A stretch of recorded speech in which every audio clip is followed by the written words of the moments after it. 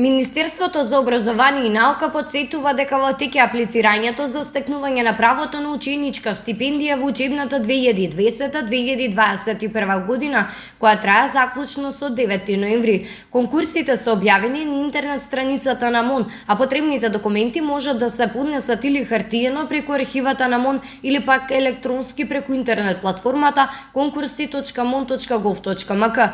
Кандидатите кои ќе аплицираат електронски немаат обврска да ги достава документите хартиено и обратно. Учениците кои поради каква било причина немаат можност или нема да одберат да аплицираат електронски, ги доставуваат документите само хартиено во МОН. Апликацијата ќе се смета за валидна и ќе биде предмет на разгледување од надлежните комисии.